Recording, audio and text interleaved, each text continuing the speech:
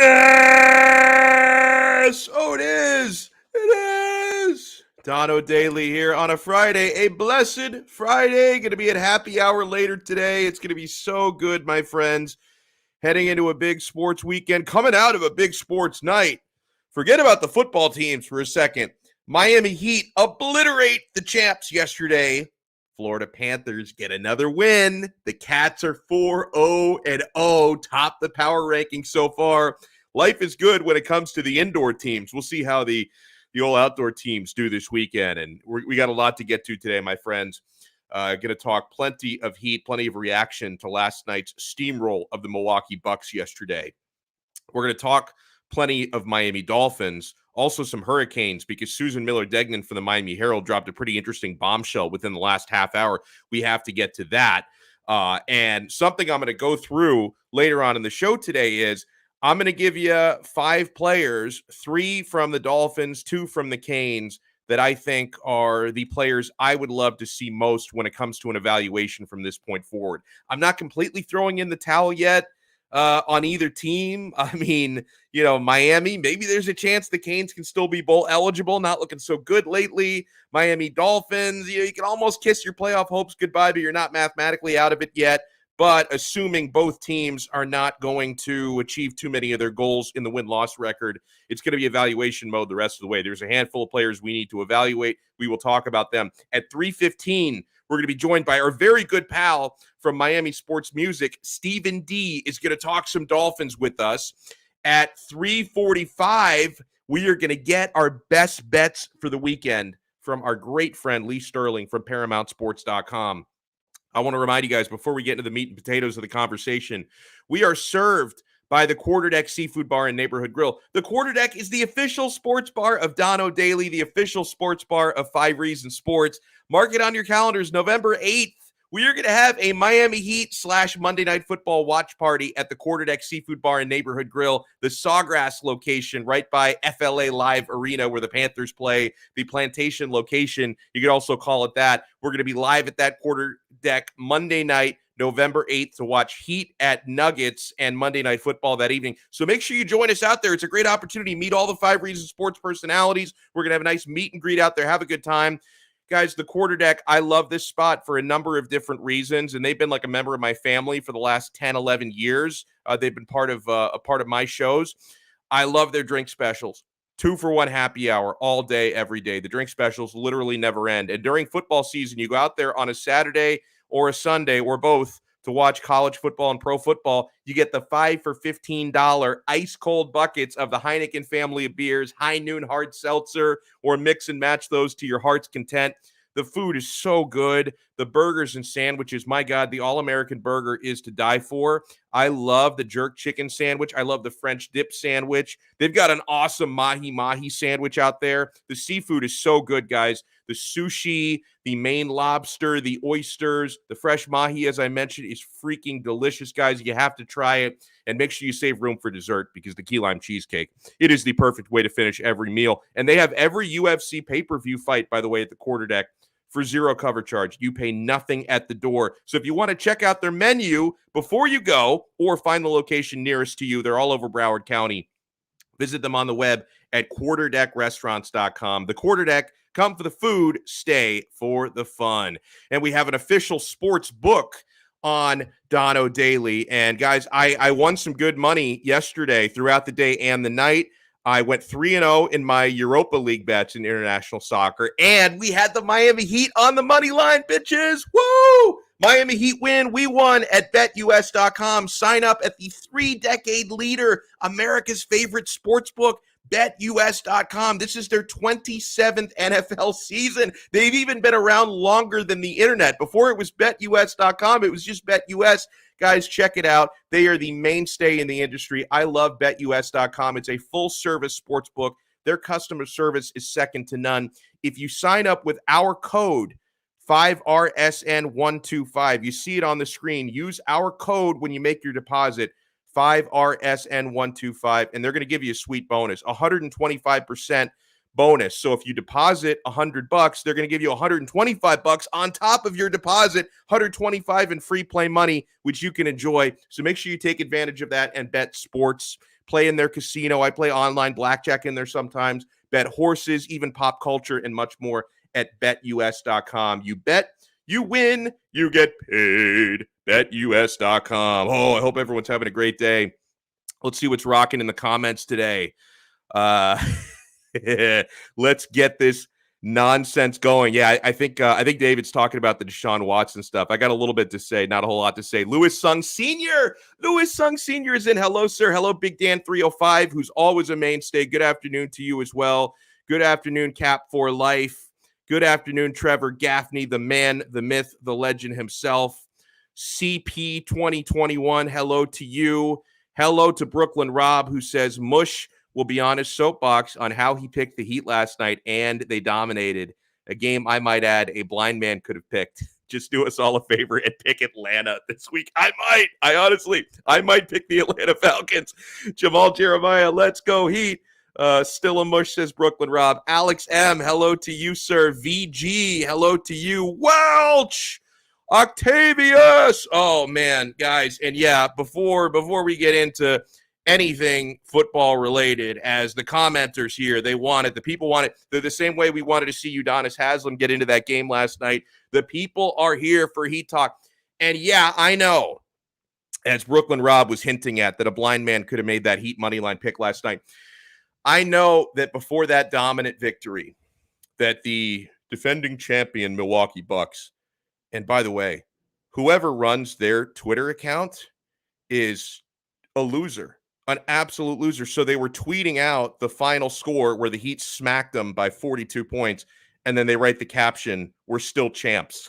Like, bro, you're trying. As my guy Tito Benach pointed out, that tweet was written in tears. How salty they are. You got dismantled, and you're 12. We're still champs. That's last year. Let's focus on this year. Let's focus on last night. Now, I get it, as Brooklyn Rob was hinting at.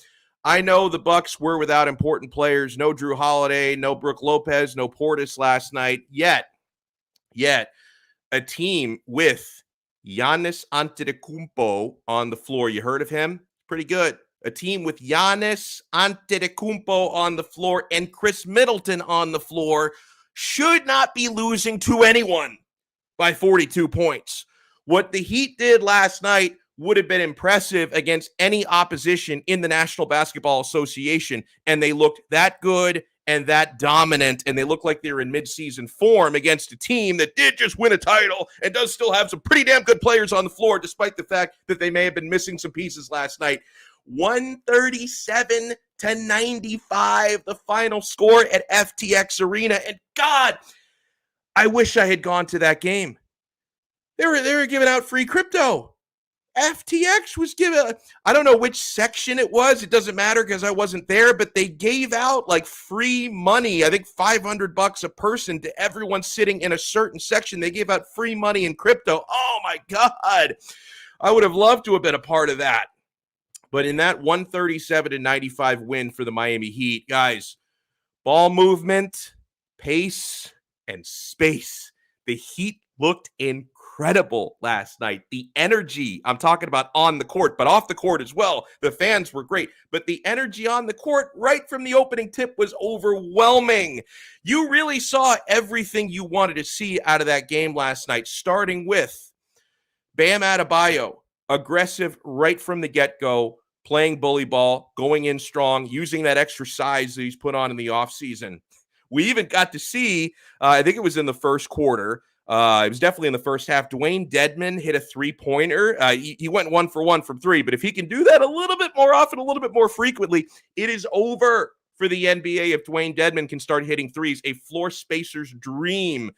Guys, that sequence at the end of the second quarter, right before, actually it was the end of the first quarter, right before the buzzer, with Max Strus blocking that shot without fouling. And somebody in the chat said Max Strus is going to be a problem. Yes, for the rest of the league, it's going to be a problem.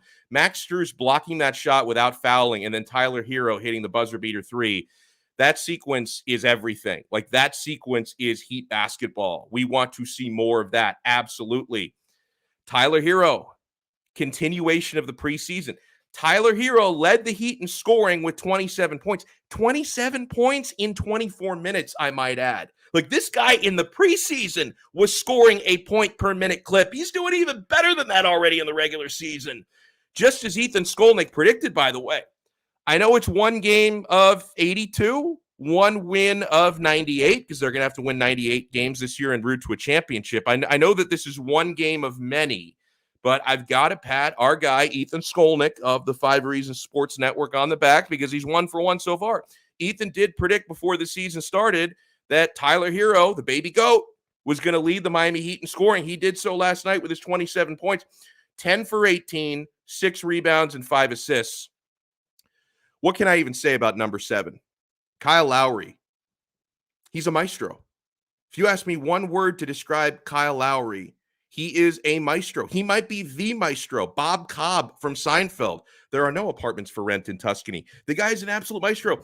It shouldn't surprise anyone, by the way, who watched this team in the preseason to see the spark plug that Lowry is and how well he meshes with these teammates and how he gets these guys going. Like, it shouldn't surprise anyone who watched the 6 preseason games. But the vision he has and the pace he allows this team to play with, it's going to dramatically improve, statistically improve the Miami Heat's offense from a season ago. PJ Tucker. Oh, my God. I have come to realize that when you are obsessed with the Miami Heat, as I have been for the vast majority of my life. I mean, I was born in 1984. The Heat came into existence in 1988. I've really cared since the early 90s, like 92, I think is when I really started to get into it, when I was 2nd grade, about 8 years old. And, you know, Riley hasn't been with the Heat for my entire life, but for the majority of my time as a Heat fan, Pat Riley has been with the Heat from 95 on. So for the vast majority of my tenure as a Miami Heat fan, and I've come to realize, rooting this long and absorbing this long a team built in the image of Pat Riley, his basketball sensibilities are also my basketball sensibilities. Like, the same way that PJ Tucker is the perfect Pat Riley player, he's also the perfect Donno player. Like, this is a guy, the way he fits the culture, he's already fitting this team like a glove. And I loved seeing him glaring at that Milwaukee bench. That was personal for him. Every time the Heat play the Bucks this year, I don't know, what do they have, 3-4 regular season meetings, but I think they're going to meet again in a 7-game series come postseason time. The PJ Tucker versus Milwaukee matchup is going to be insane. And VG says PJ Tucker looked faster than PJ Brown, I think was the continuation of that. Hello to Andy in Scotland, who says, let's go Heat. Let's go Heat.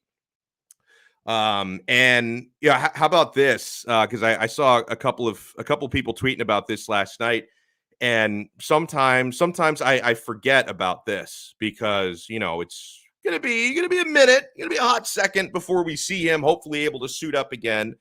Although, as I was listening to 5 on the Floor last night, because I can't miss an episode, especially when we're in season. Giddy up, right? I'm listening to Ethan, to Alex, to Greg Sylvander last night after the game on 5 on the Floor.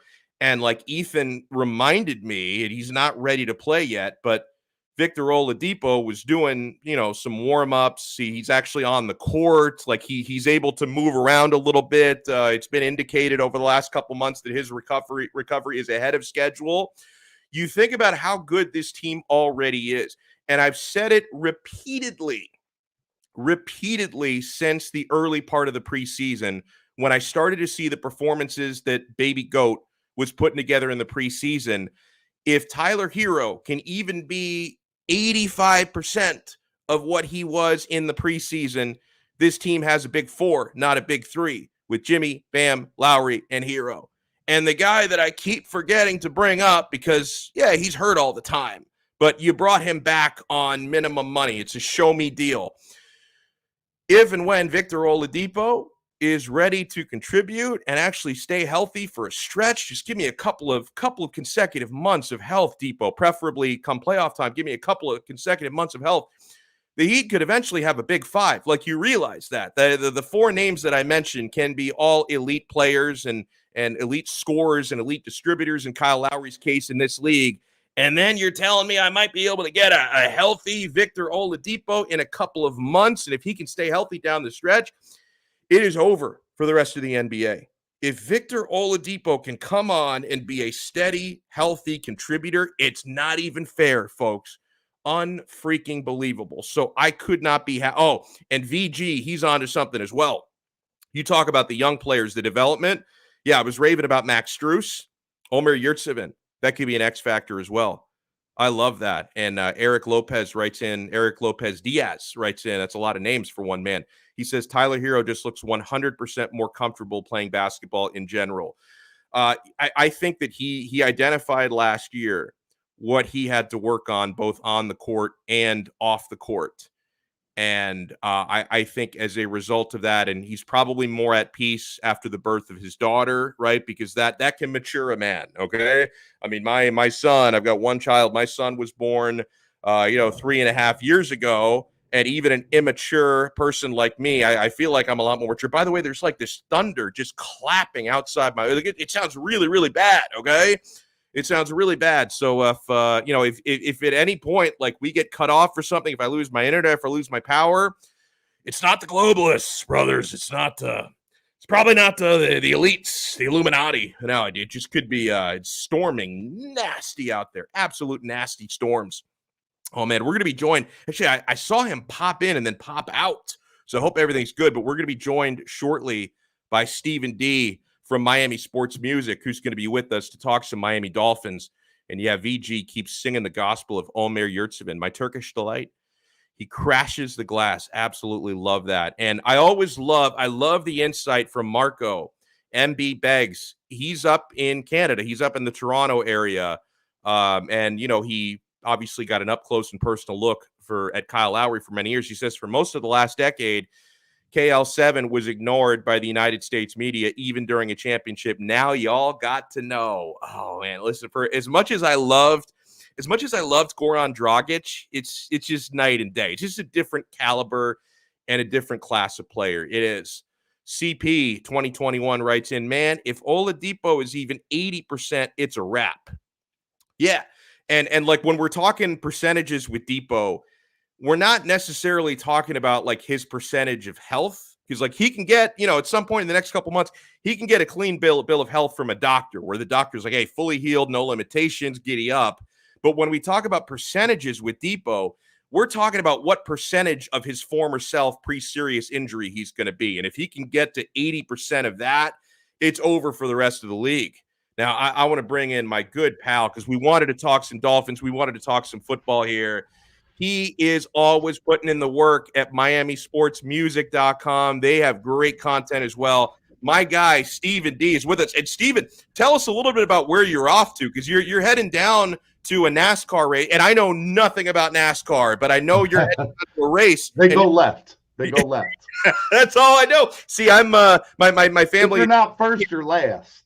Yeah, my family's European, so I'm a Formula One snob. I do not settle for this NASCAR, but tell me about what you've got going on this weekend. So, number one, I am at actually my full-time job. So I did let my boss know I was in an interview. So if somebody comes in and is like, what are you doing?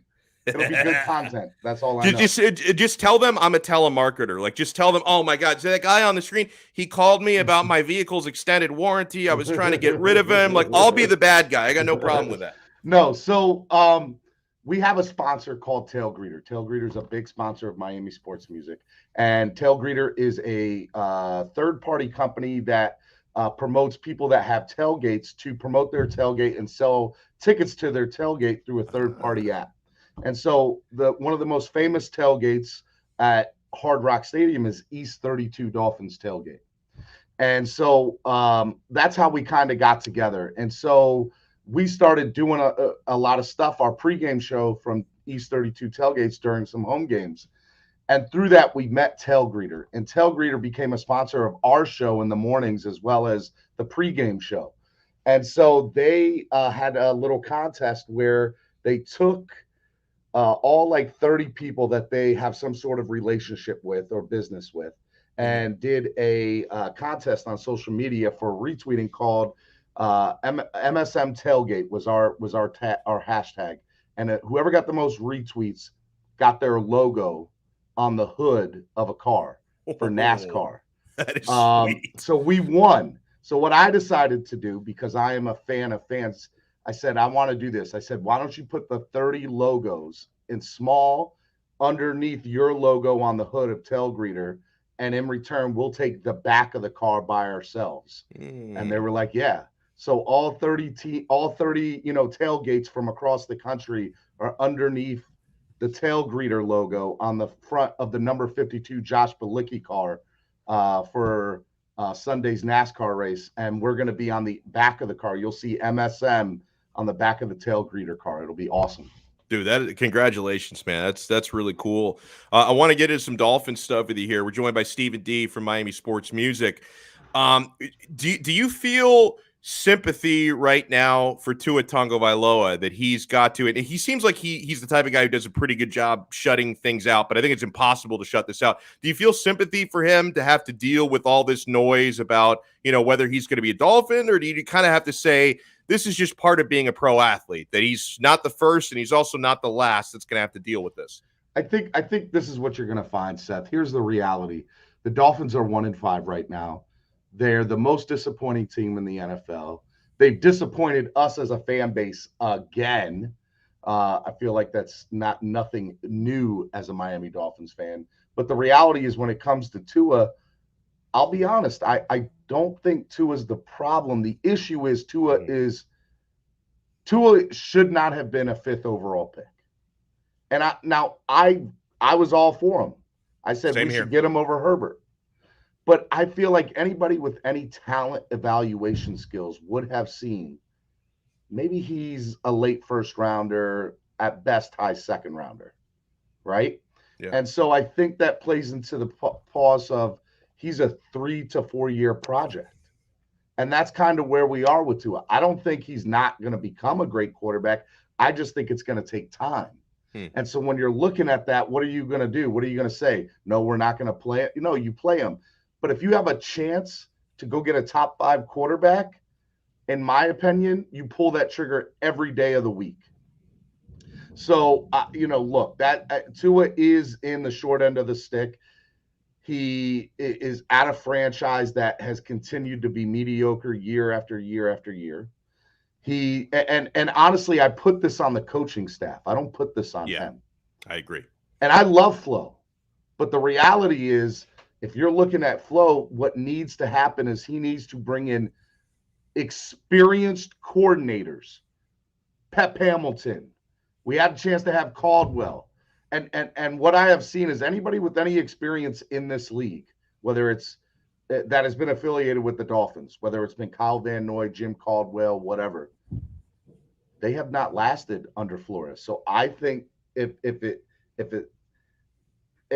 there's smoke, there's fire. And there's obviously something there to that they don't have a veteran leadership inside the players' room and inside the coaching staff. And I think that's because Flores is trying to bring this mentality of Belichick down from New England, but he's not Belichick. Yeah. So he's sitting here trying to rule with an iron fist. You can't do that. Now, I don't know if that's the case. I'm calling it like I see it. I'm using the eye test, and that's honestly what I'm going with. Yeah, by the way, and hello, Baby Shaq, who said hello to both of us. Hello, Baby Shaq. Yeah, what a good dude. I fully agree with part of this, and maybe partially agree with another part of it, because the first sentence there, it really captures a lot of the way that I feel about Tua. Tua needs a perfect O-line, he says, and a lot of mental coaching. He needs to get his football IQ up. I maybe give him a little bit more credit for the football IQ, but I do see Steven as, and you said a lot of very wise things about Tua Tagovailoa, who may end up being a really good quarterback in the league within the next 3 or 4 years. With the right coaching staff, he will. With the right coaching staff, but also just the right everything. I think Tua, to me, is looking more and more like the type of player. And yeah, we haven't seen him a whole lot, and part of that is because he's not available as much as I wish he was. But I'm getting the impression that with Tua, he's just the type of quarterback that he can win in this league, but everything's got to be right. I just don't think he has the same it factor that certain elite quarterbacks do, where they can elevate everybody around them. I think it's too early to tell for that, Alex. But, okay. but let's go up to Washington. Let's look at Tyler Heineke. Mm-hmm. The only reason that Tyler Heineke is worth anything, right, is because I believe the coaching staff, Rivera, and what the players he has helps bring a player like that along. I think if you have Henneke on a coaching staff like Miami, he's not as effective in any way, shape, or form. Now, I'm not saying Henneke's a good quarterback. I'm Right. just saying he's effective when he's been effective when he's come in. So I look at that and I take that same mindset and I say, if Tua were to go to Washington, he'd be a Pro Bowler in his second year, guaranteed. No doubt in my mind. No doubt in my mind. And if you were to go to Pittsburgh, oh my God, don't even tell. They'd be in the Super Bowl within 2 to 3 years. Yeah, you're probably right. But it's talent evaluation, and it's ego. It's ego is really what it comes down. I love Flo, but if Flo doesn't start making some changes real quick, I don't know what to tell you. I don't know what to tell you, Alex. You know, we're going to be, and the last thing I want is 3 years from now or 2 years from now, us to be having this same conversation again. And because we've been having it already. We've already been having it for about 20 years. I mean 20 years too long. And you know, people on my platform tried to argue with me and try to say, well, this is Stephen Ross is not going to allow, you know, a type of player like Deshaun Watson and the magnitude. I truly believe that Stephen Ross has been the biggest advocate for trying to bring somebody like Deshaun. You've seen him in the press box, Alex. I mean, he looks miserable. Yeah, he does. Miserable. Absolutely. And by the way, I want to say a huge thank you to Andrew Green for the super chat. And he says, is it 3 coordinators now in 3 years of Flores? Well, yes and no. There's actually been more because there's 2 just this year. So really, it's 4 coordinators. It's 4 in 3 years. Yeah. If you count the two simultaneous coordinators, it's 4 in 3 years. You know, what's your outlook for the Falcons game this weekend? And just from this standpoint, the Dolphins will be, and the Falcons are not a great team, but just from this standpoint, you know, the Falcons, they made their trip to London a couple weeks ago. They had their bye week afterwards, so they're well rested. The Dolphins are right back at it after playing in London and all that travel last week. And based on, you know, the performance, I mean, if you lose to a team that had lost 20 straight games, you're not going to get a whole lot of love from the betting public after that. So the Dolphins are 2.5-point underdogs at home against the Falcons. What are you expecting this Sunday? Do you think the Dolphins are going to bounce back? And I kind of lean to maybe they will, because I usually like to buy low and sell high. And I don't think you can buy the Dolphins any lower than right now coming off a loss to Jacksonville. I think a reality is this team is what it is. It's a 1-5 team. And what really grinds my gears, Alex, is that when Brian Flores is in a press conference and he's saying, you know, we don't need to change anything. Our preparation is correct. The game plan is correct. You know, we're doing things right. We need to execute better. Bro, you got a lot of things need to change. You've lost your last 5 games. And you were 1 point away from losing 6. So I'm not going to say that the Dolphins are going to win this week. I don't know. But until they win, you got to show me something. Yeah. You got to show me something. And what I need to see is not necessarily – I need to see Tua what he did last week, but I need to see this defense step up. Show me that you can stop Kyle Pitts. Show me that you can contain Matt Ryan. Show me that you can get after Matt Ryan and put him on his back. Because I don't have any faith right now in this defense, and I'm just being 100% honest with you. You know, when you have Noah Igbenogany, I mean, again, it goes back to talent evaluation. The man was a first-round pick. He should have been a third-rounder, maybe. You know, you remember Draft Day, the movie? I love that movie. Most people hate it. I watch it every year before the draft. It's a little bit ridiculous, but I like it. It is very ridiculous, but I love the movie. Yeah, same. And if you go into the movie, there's a part in there where they're talking about the quarterback, right? And they're like, oh, and you hear Kevin Costner's character say, he's a good quarterback, but he's not a first overall pick. Yeah. Bingo.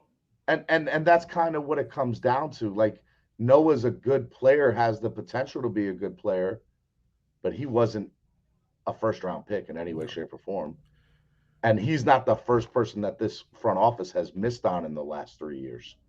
So what does that tell you? We can get all the draft picks in the world. That's why I am a huge proponent of Give it away. We're not doing with it. We're not doing good with it anyway. Yeah, Steven, I said this yesterday. So supposedly, at least part of the asking price that Houston is demanding for Watson is 3 first-round picks. If I'm Chris Grier and I'm in that negotiation, I'm saying, "You sure you don't want 4?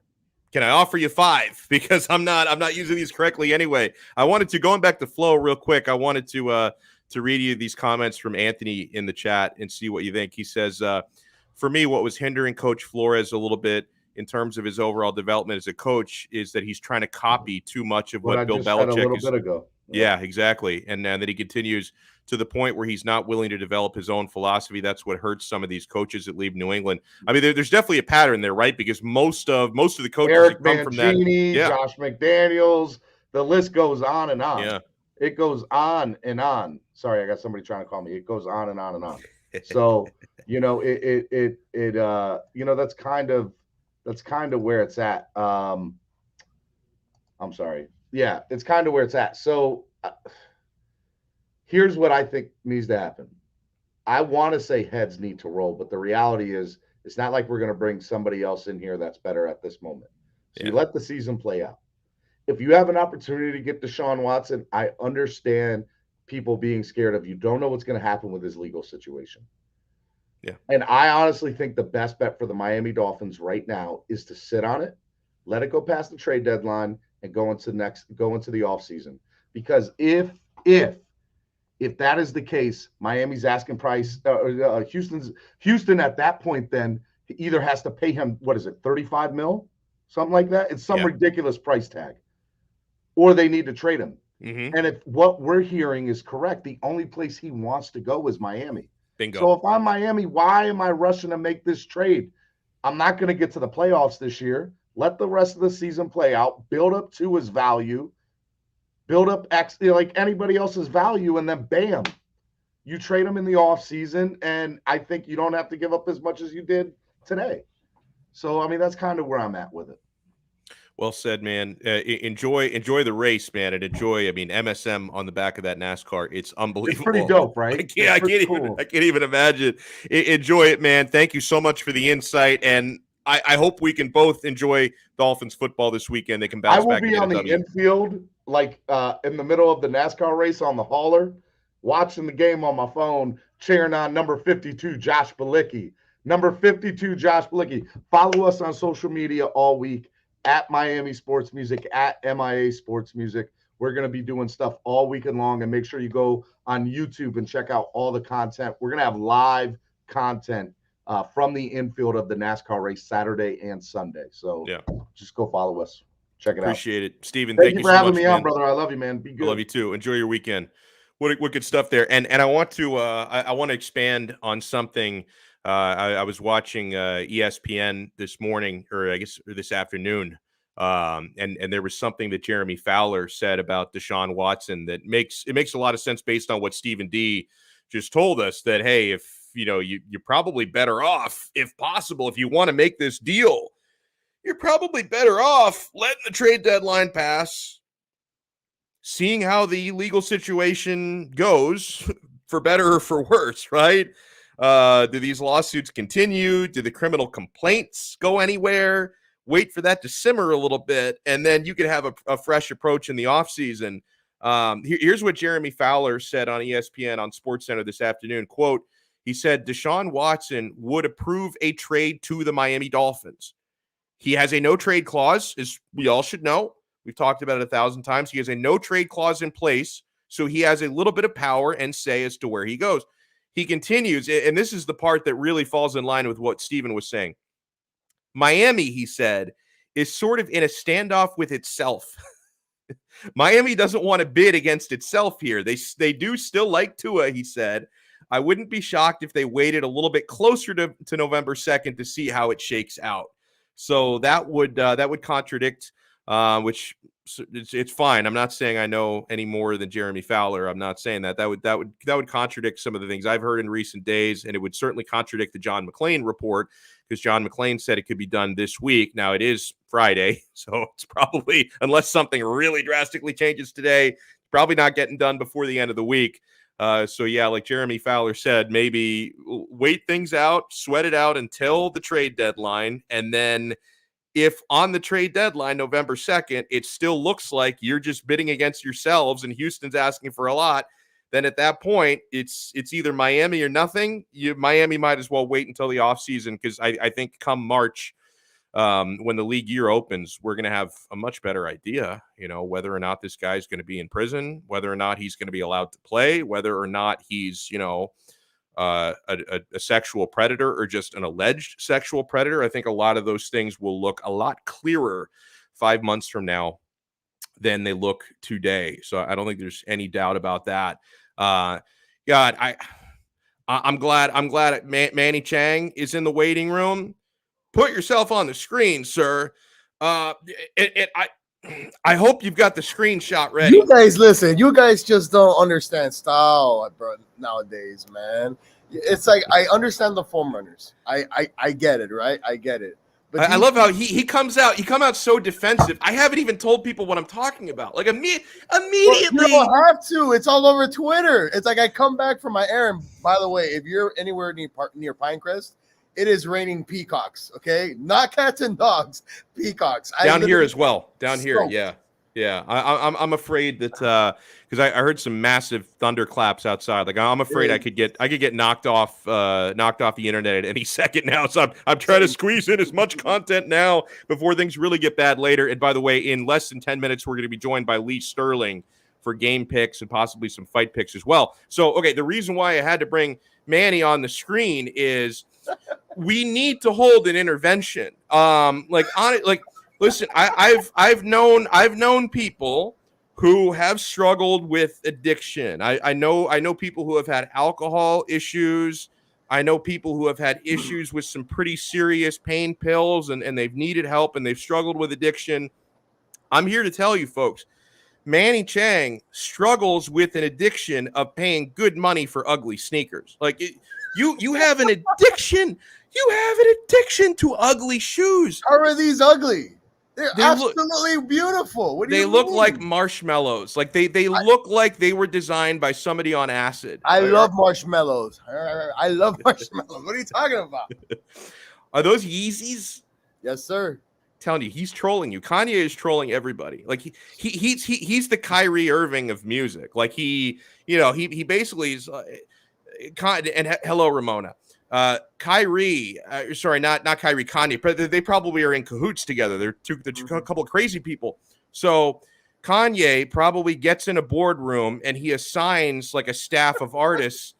I will pay you guys to come up with the ugliest shoe design possible.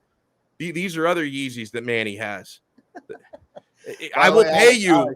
Alex, before you continue, I've never seen this at any sporting event. I must have seen at least dozens of fans wearing these clamshells, as Brooklyn Rob mentions, but in all red, or the Yeezy slides to a game. That's because Miami. That wouldn't be a good idea.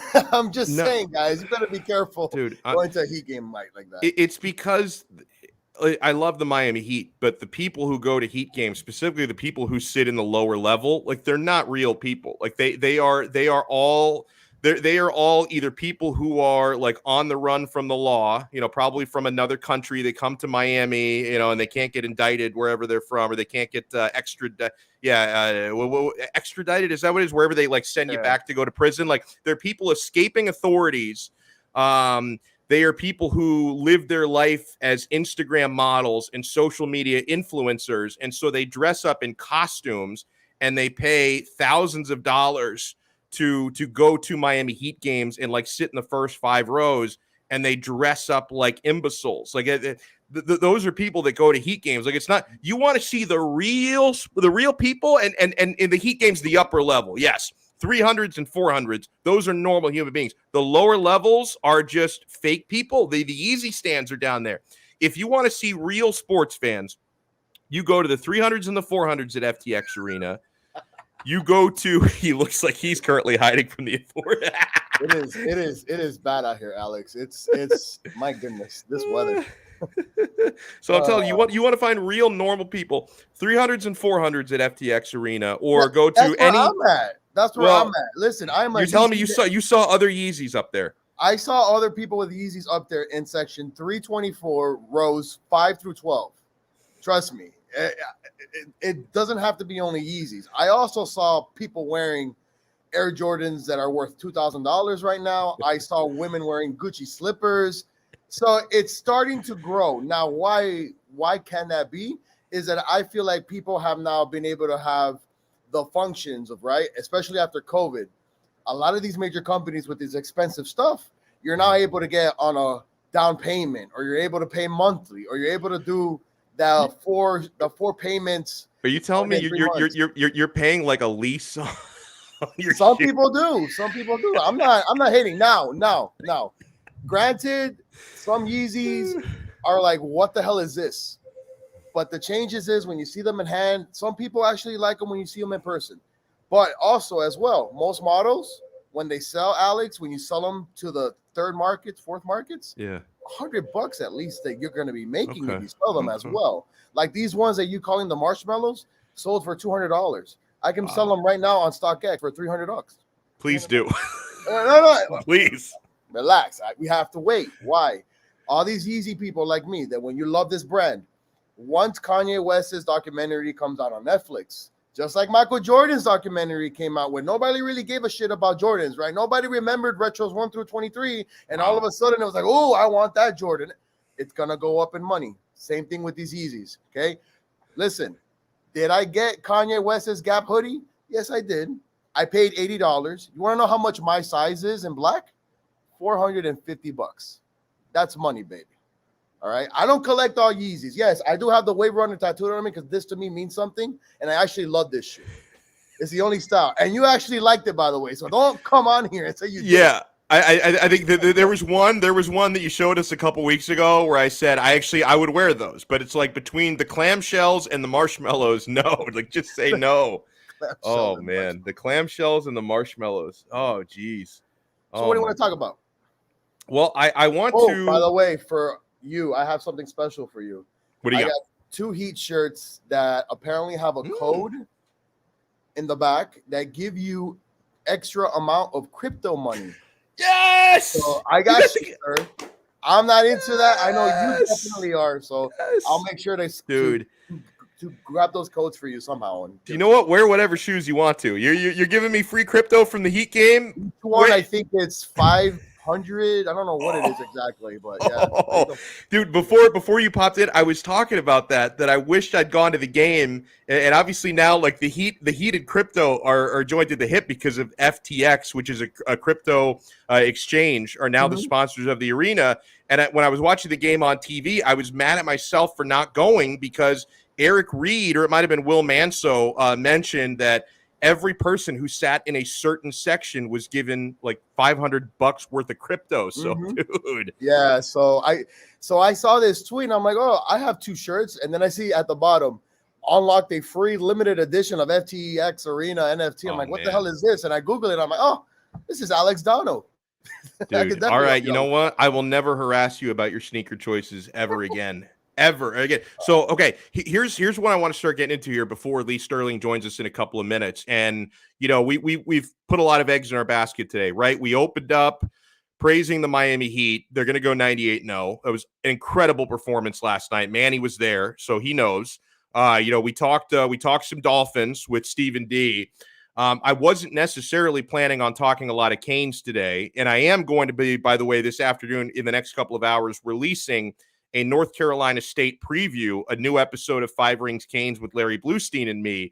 Now, over the past hour, huge credit to Susan Miller-Degnan, Barry Jackson, and the folks at the Miami Herald, because they dropped some bombshells from conversations that they've had with Blake James and with President Julio Frank. Let me give you some of this, and I know that one of our Ramona in the chat was asking me, you know, next Hurricanes coach. Well, if you're asking me, I don't have any insight on who it would be, because right, I mean, I think that they've got to dispatch of their current coach before we can really ramp up who the next coach is going to be. Oh, yeah, here we go. So the Herald also asked James if President Julio Frank has assured James that his job is safe. Miami AD Blake James addressed the few. Oh, so she doesn't give you. Oh, so she's continuing to update the story. Let me give you a part of what she wrote so far on what Blake James said about Manny Diaz. Okay. University of Miami athletic director Blake James told the Miami Herald today that football coach Manny Diaz, quote, knows we need to win games, but declined to say if his job is safe for the rest of the season. When asked during a phone conversation if Manny Diaz would definitely finish the season as head coach, James declined to answer specifically. Quote, I can't look into the future, he said. I think it's a situation where Manny is our head coach and he's getting these guys ready to play a game tomorrow.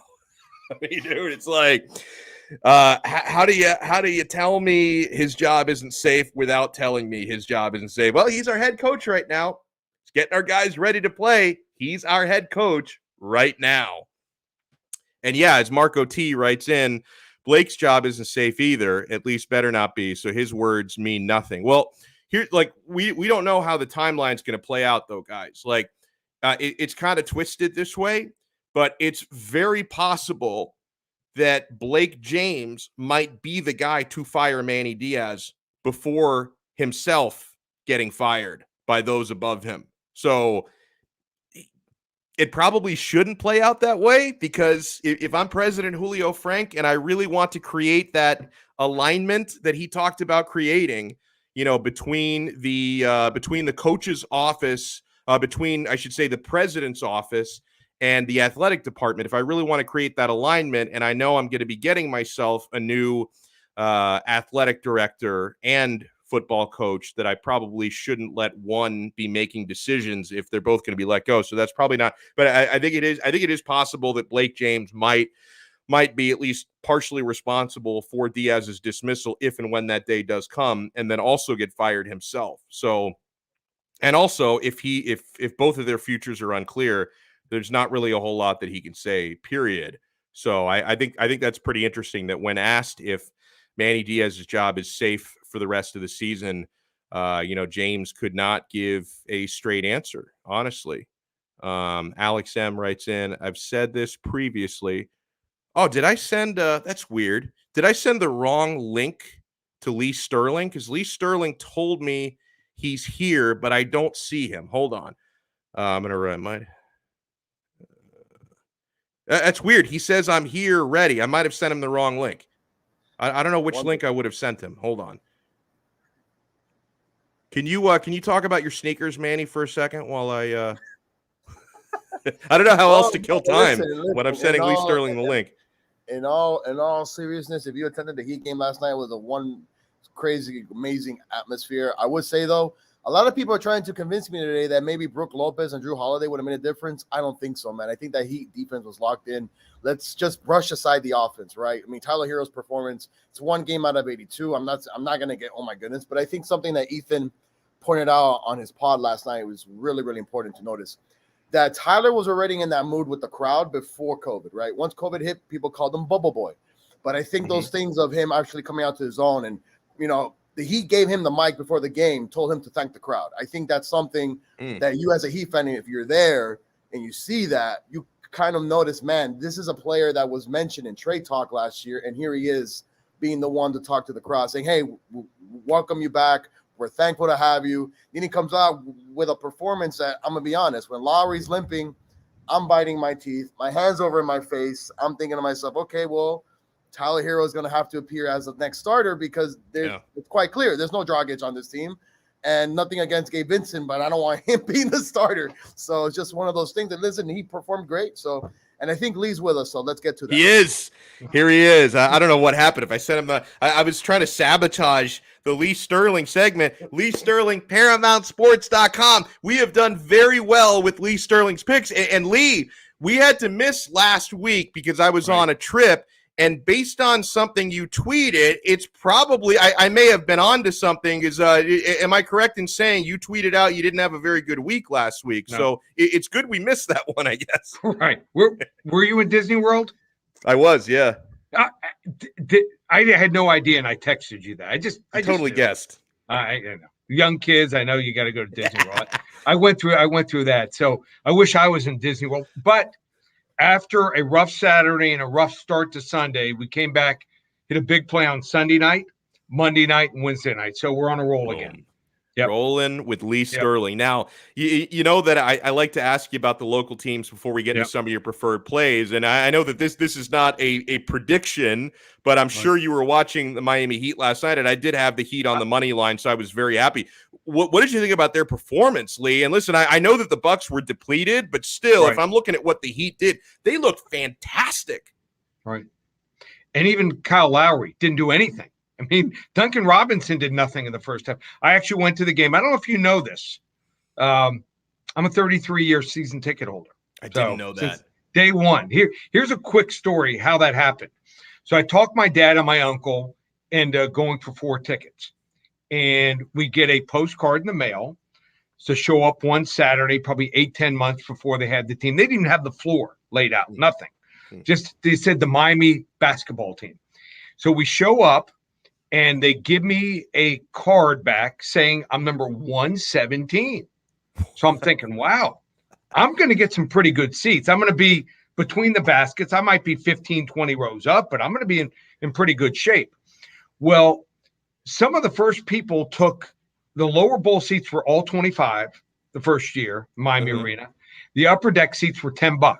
Some people took the $10 seats.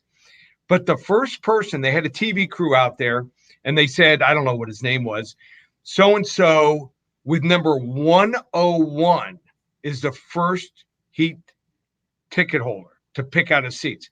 So in effect, I'm actually number 17.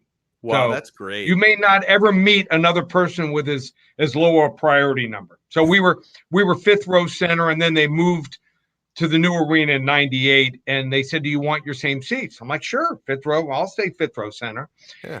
And we went from, it was $85 a game. They wanted to charge me $500 a game. So, and we go with the family sometimes. $2,000 a night for basketball. Little too steep, but I'm 12th row now. So been there every year from the first game, 1988.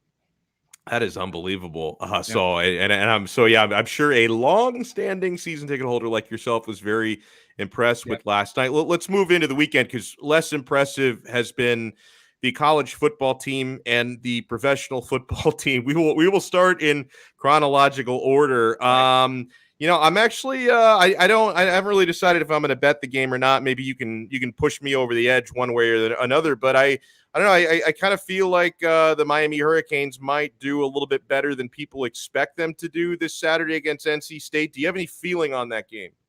Why would you think that? Whoa, give me 2 reasons, not even 3. I think Jalen Knighton should have been playing more, and now he's playing more out of necessity. Okay. I think Tyler Van Dyke is clearly learning on the field. He just needs to figure out how to start games well and not just finish games well, because the last 2 weeks he's figured out things in the second half.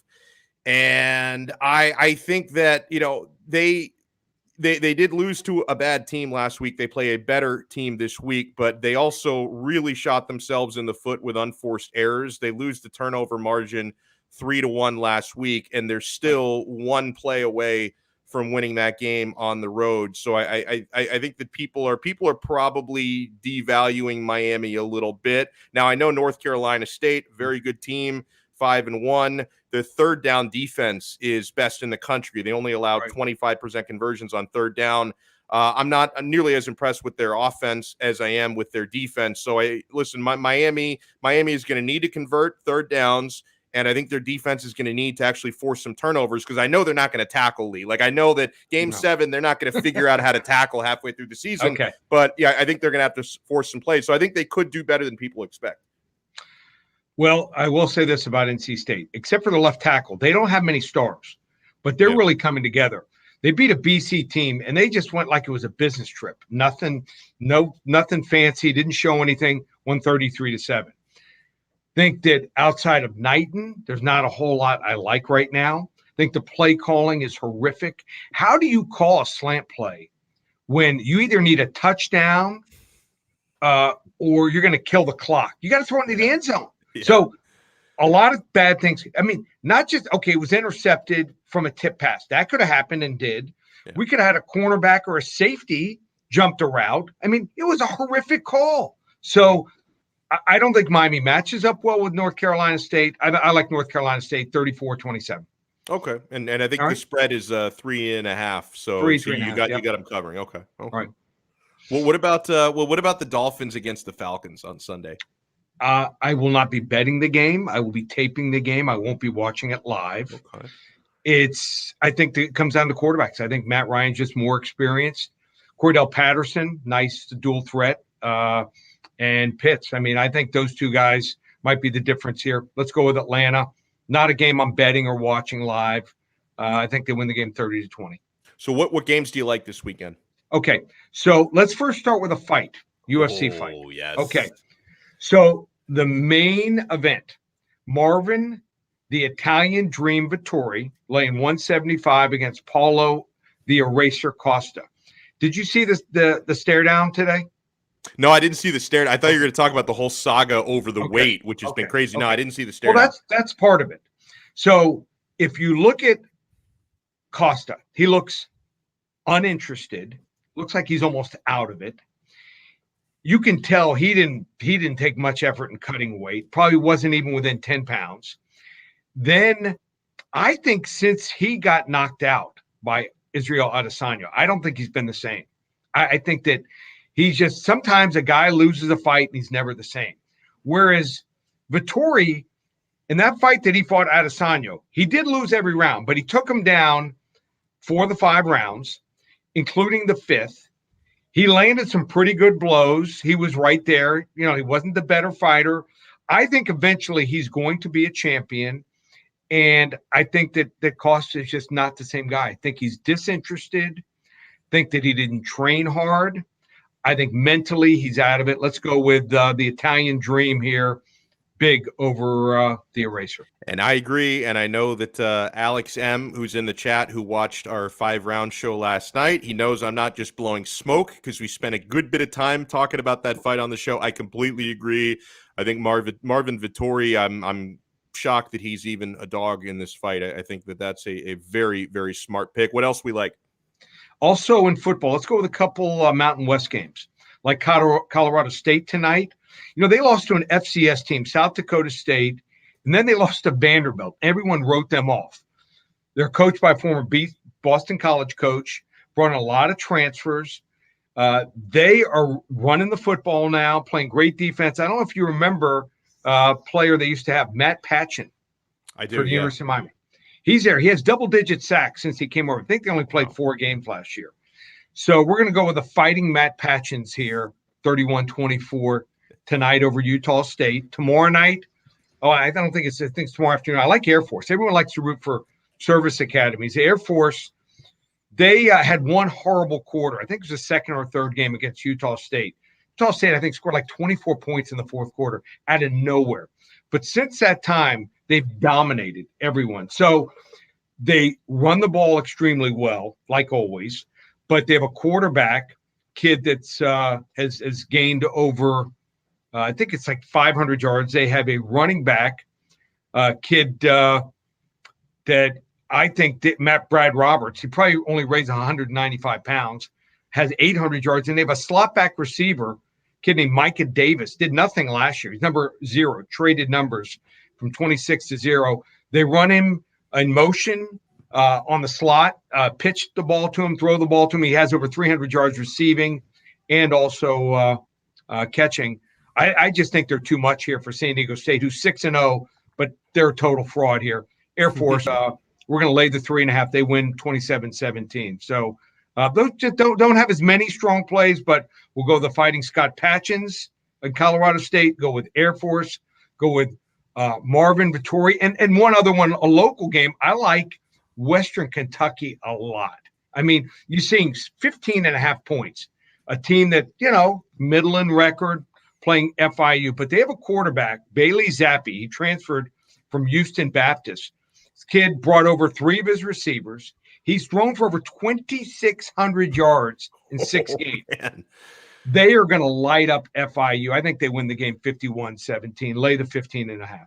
I love it. By the way, before we let you run, I can tell you are a proponent of something that's been talked about a lot. You think the Dolphins should be trading for Deshaun Watson, and it's been talked about even this week.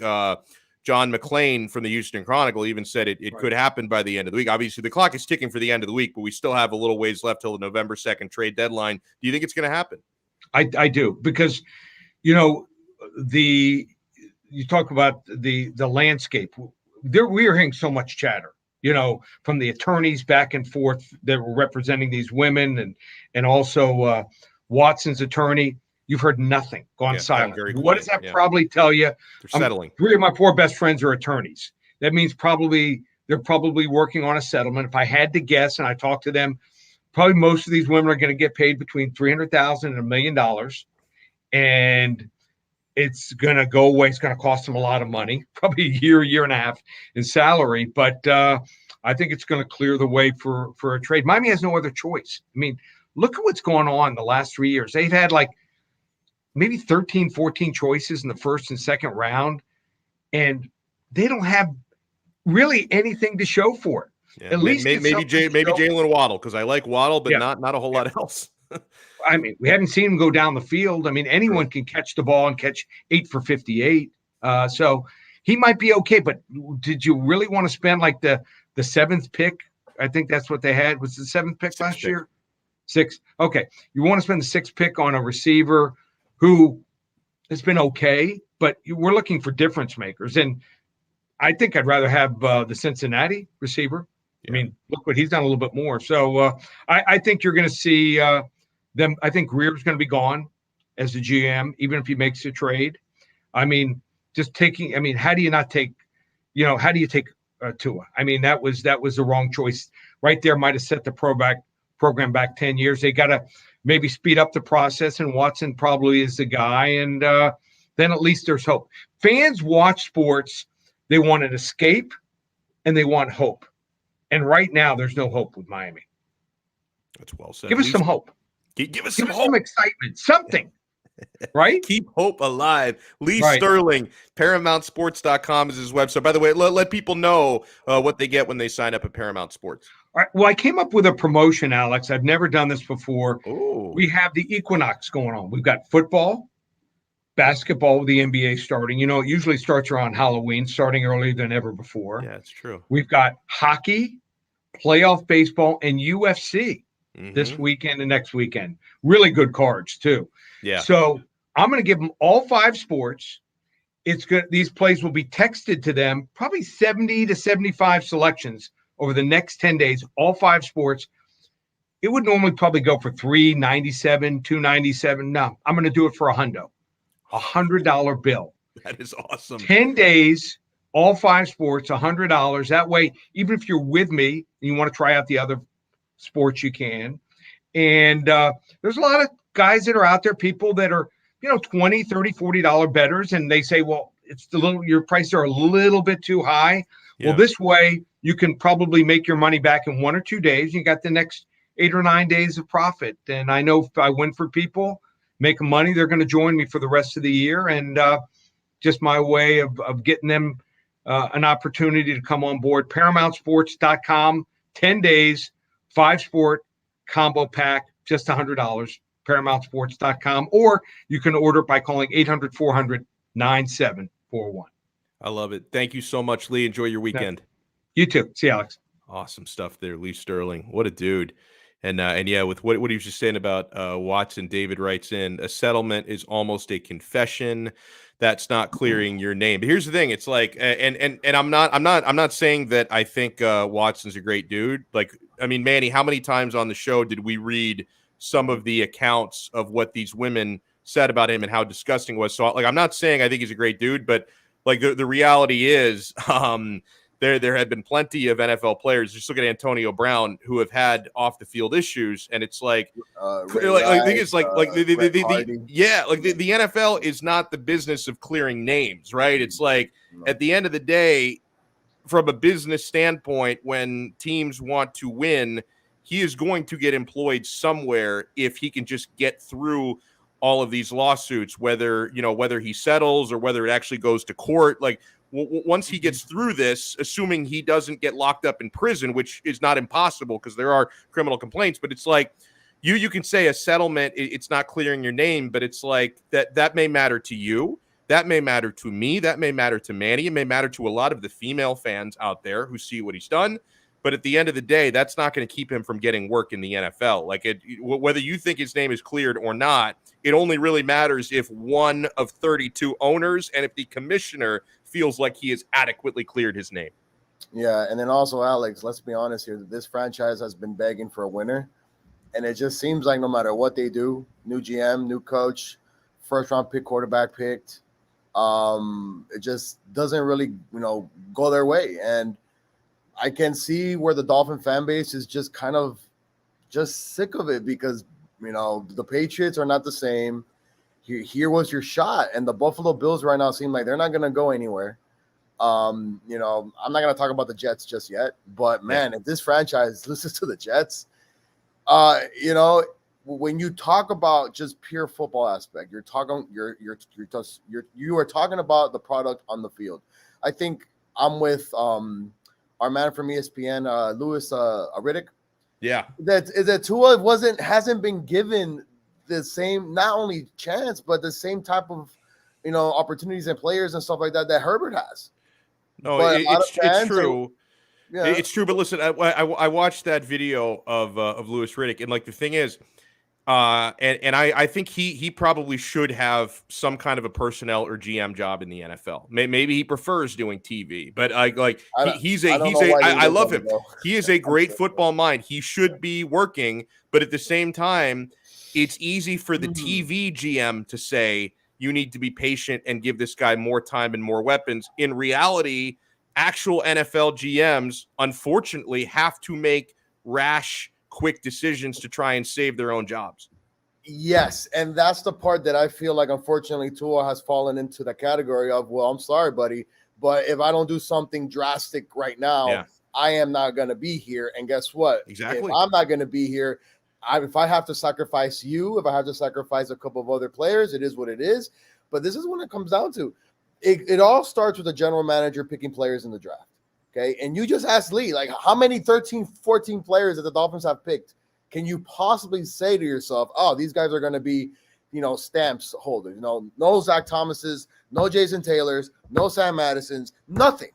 You have nothing to count for it. Yeah. That's not Tua's fault.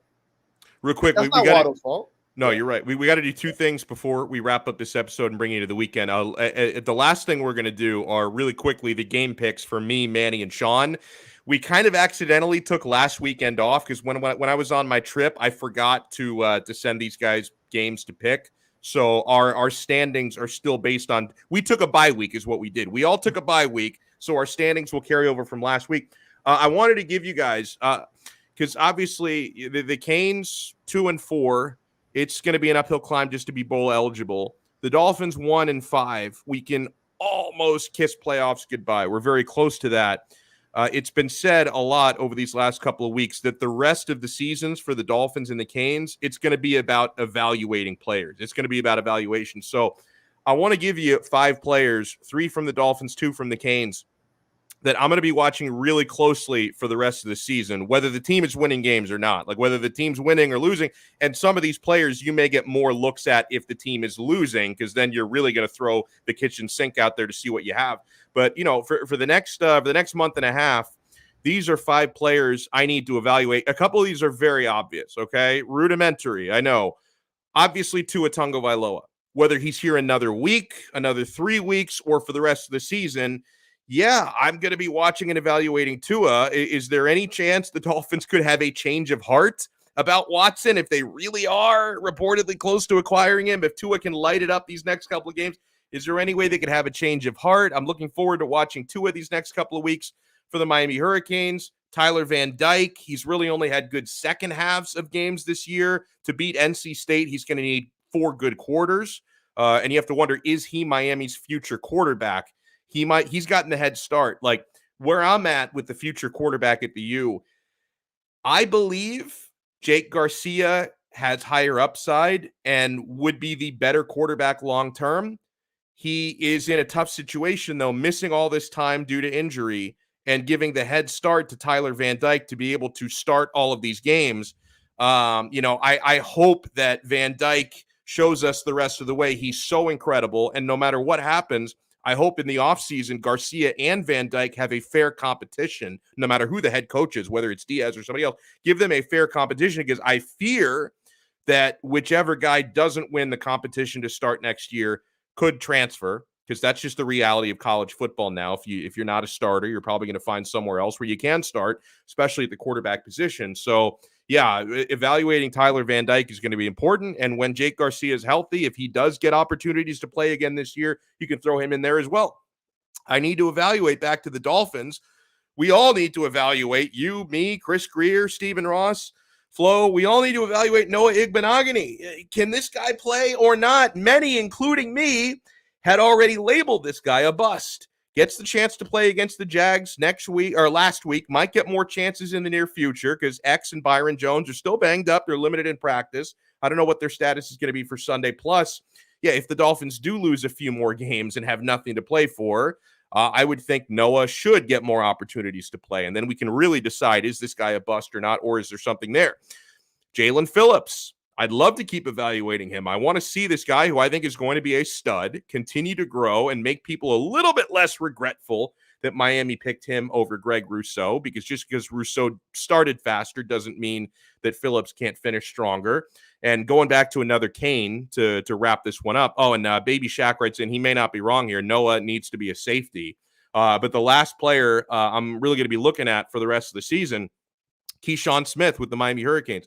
Miami Hurricanes' second leading receiver as a freshman, needs to keep growing.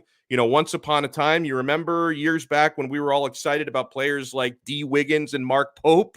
They both got worse over the years, and they are both transferring. So hopefully the player development for some of Miami's young wide receivers, and I love Keyshawn Smith, can continue to happen, man. So, all right, Manny, if you can, put yourself back in the frame here. Let's do some quick NFL picks before we get out of here. What was my record last week? You were 2-2. Oh, yeah, that's right. Actually, we all went 2-2. Sean, really? Manny, me, we all went 2-2 the last time we made picks. Now you need to stop putting the Eagles on our picks, man, because you know which way I'm going to go, man. They're back. I don't know why you do that to me. Seriously, I don't know why you do that to me. They're going to be back on the list. Well, I always put the Dolphins in there for me, so it's only fair to put the Eagles in there. And so I want to offer this same disclaimer. So Manny, Sean, Stanley, and I, we have a running competition throughout the NFL season. We keep score on this. We pick 4 games per weekend. Now, and we pick against the spread because we're grown men. We're not children who pick straight up winners and losers. That's way too easy. We pick against the spread. When we make these picks, this is not betting advice. I will tell you when I'm giving you betting advice. And when we have people like the guys from the Daily Stakes, Barry Barger, Lee Sterling, who was just with us, they are giving you betting advice. This segment is not betting because I'm not picking these games based on these are games I'm putting money on. I'm finding games that are challenging or that have local interest so that Sean, Manny, and I can compete on this. So the games that we are picking this weekend. First one, Kansas City Chiefs -4.5 on the road at the Fighting Tannehills. The Tennessee Titans are 4.5-point underdogs at home. I'm buying low on the Chiefs. I think Kansas City, they're going to start to put it together this week. I think this is when the run starts for KC. I think KC is going to win this game by at least a touchdown. I'm going Kansas City to cover the 4.5-point spread. They're favored there. What do you think, man? You go Chiefs or Titans? I'm trying to see what I gave you earlier. Oh, I got it. Yeah, I've got it. You gave me Titans. No. Well, I'm picking the Chiefs, but I'm picking the Titans to cover. No, it's fine. We pick against the spread. We're grown men, remember. Yeah. And then, so, I mean, at some point, you think the Chiefs can actually just put together a winning streak? Because if not, that division is going to quickly become the Chargers without question. So. Okay. So by the way, to update our standings, I'm 7-13. You're 10-10. Oh, yeah. I meant to do that. Thank you. Yeah. You're Sean is 8-12. So you're up by 3 on me and 2 on Sean. I mean, listen, it's very, very close. It is close. And the guy with the best record is 500. So this is why I'm telling you people. Baby. This is why I'm telling you this segment is not betting advice. This is just our competition. So the next one. The Cincinnati Bengals at the Baltimore Ravens. Ravens are 6.5-point favorites at home, which seems about right. That's a good spread. Ravens are 6.5-point favorites at home. Bengals 6.5-point underdogs on the road. I'm kind of tempted because the number is big, but to pick the Bengals, but I'm sticking with the Ravens. I think Baltimore's going to cover. What do you think? I think Ravens, they're going to go over 6.5. I think the Bengals kind of got a nice stroll down Detroit lane last week, but I think that Ravens defense always figures out ways to get the Bengals, especially when this game is is at Baltimore. Because the Bengals, I think they've won 3 out of 4 against Baltimore and Cincinnati, but every time the Bengals don't have AJ Green, they don't have the regular cast that normally goes in there and wins. So no, I'm not going with the Bengals. All right, so next one. Eagles, who are 3-point underdogs. Eagles +3 at the Vegas Raiders -3. The Eagles did me a solid, and they didn't win, but they covered against the Buccaneers last Thursday night. I'm gonna ride the hot hand here. I'm gonna go Eagles to either win a close game or be within a point or two here. I'm gonna go with Manny's fighting Philadelphia Eagles to cover that spread. Listen, you want to talk about a head coach that makes a fan base want to pull the hair out of their head? I think Nick Sirianni is past that level right now. I mean, the man literally gives the ball to your running back one time in the first half, and then he expects Jalen Hurts to actually rush 13 times and throw 25 times to win the game by himself. I would hope that after almost having a 2-week layoff per se, because they played last week on Thursday, they can actually run the football against Oakland, which is giving up, I believe, 130 yards a game. That's the thing tied for top 5 worst given up. But of course, the Eagles don't run the damn football unless it's Jalen Hurts. All right. I don't know what to expect. I know it's going to be big time Eagle crowd. I know a lot of fans have been waiting to go to Vegas for this one. So you know me, man. I'm going to pick the Eagles outright. I can't pick not saying that the Raiders are still on an emotional high, man. John Gruden, all this other stuff. They won a road divisional game. They beat Denver, but then you saw Denver last night, and you're like, okay, listen, like, no offense. Maybe any team but the Dolphins. Sorry, Alex. Can't beat the Denver Broncos. Fair enough. No, not arguing. But, yeah, no, listen, I'm gonna pick the Eagles outright. Listen, if this was the Cardinals, can't even say that anymore. If this was, who's a team that's not great right now? I don't know, Colts or something going into. Just use the Dolphins. The Jaguars. No, because the Dolphins didn't beat the Raiders. The Jags. Or the Jags. Yeah, all right. If this was the Jags going to Vegas, I'll probably be going for the Jags because I have a feeling that this is when the week of all those emotions and highs just go straight down for the Raiders. Yeah. Last one. Dolphins. I love how David's going against every single pick I'm doing. This is wonderful. No, he's going against every single pick I'm doing. Oh, I'm doing the mush. Okay, yeah, I'm the mush. Because you and I think you and I are actually. Oh no, I think I had the Chiefs. The only one we differ on the Chiefs. So we're 2 out of 3 the same. We both have the Chiefs, but I'm a man. I've got the Chiefs covering. You don't. So yeah. And the last one, Atlanta Falcons at the Miami Dolphins. Falcons are 3.5-point favorites at the Miami Dolphins. You know what? I think I put that wrong in the text that I wrote to you guys. So I don't know if that affected Sean's pick or not. I'll give out Sean's picks in a second, but the Dolphins are actually underdogs at home. I think I accidentally put they're underdogs? Favorites. Yeah, they're underdogs at home. They're 3.5-point underdogs at home. Yeah, I have a hard time. I have a hard time betting on the Dolphins based on recent events. I'm going to go with the Falcons. Go with our man Stephen, man. I have to see this defense actually show up, stop people on third down, and actually create turnovers. And listen, the Falcons haven't played in a week and a half or whatever it is, right? Since London. Yeah. Or what? Yeah, they had like the Falcons haven't played since London. They played there 2 weeks ago. They took their bye week after. We didn't. Yeah. I'm sorry. Yeah. You are not stopping Kyle Pitts. And then especially if your 2 cornerbacks don't play, I mean, nothing against what's his name? I can't even say the cornerback's name anymore, man. What's his name? Matt Ryan? No, the cornerback. Oh, the cornerback. Mr. Mr. Bus that you guys are calling him already. Yeah, Igbenogany. Yeah. But by the way, for most Dolphin fans, that touchdown catch by Marvin Jones, it was a heck of a pass. Yeah, there wasn't much he could have done there. The coverage was fine. Honestly, the coverage was really good. Coverage really good. But of course, most Dolphin fans see that. Oh, he sucks. It doesn't matter. Yeah. But it's easy to say that.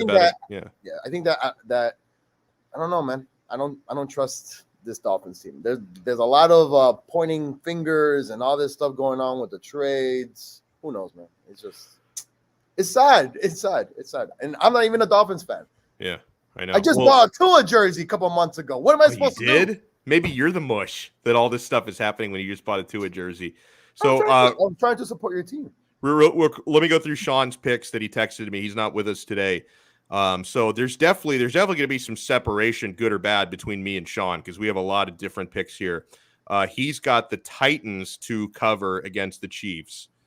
He has, like me, he's got the Ravens covering the 6.5. He's got the Raiders when you and I are both going Eagles, and he's got the Dolphins when you and I are both going Falcons. So Sean differs with me on 3 out of his 4 picks. So one of us is going to have a bad week, whether it's going to be him or me. We shall find out, my friends. So that'll do it for the show today. A couple things. I want to remind you guys, please support our sponsors. You Break Wheel Fix. I see this all the time, man.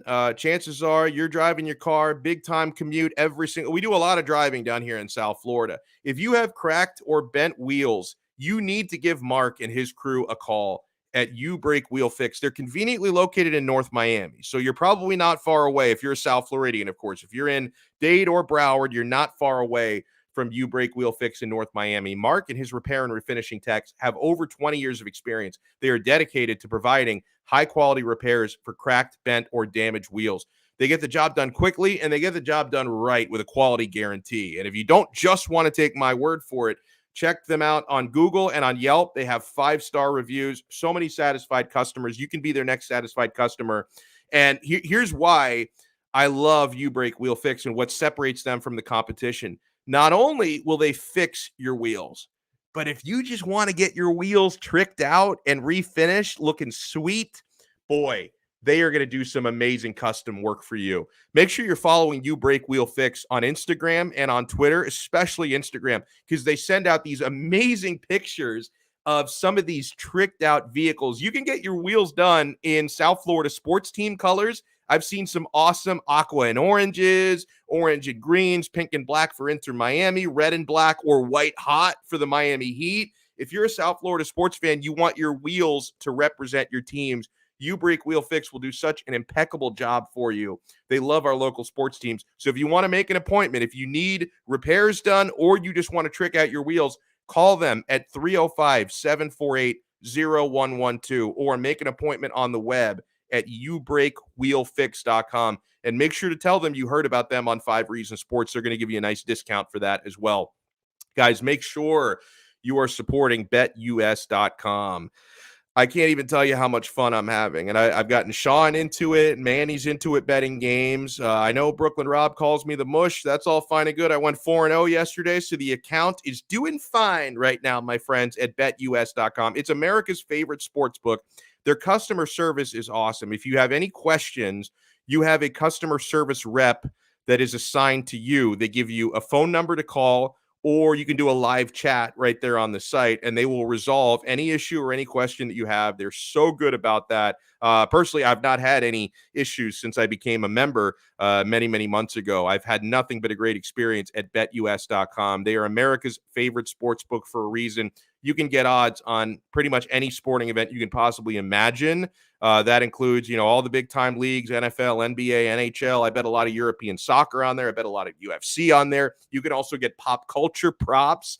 They even have an online casino. You want to play some online blackjack? They have slots you can play. Play to your heart's content, man. And when you sign up with our code 5RSN125, you receive a 125% sign-up bonus when you make your deposit.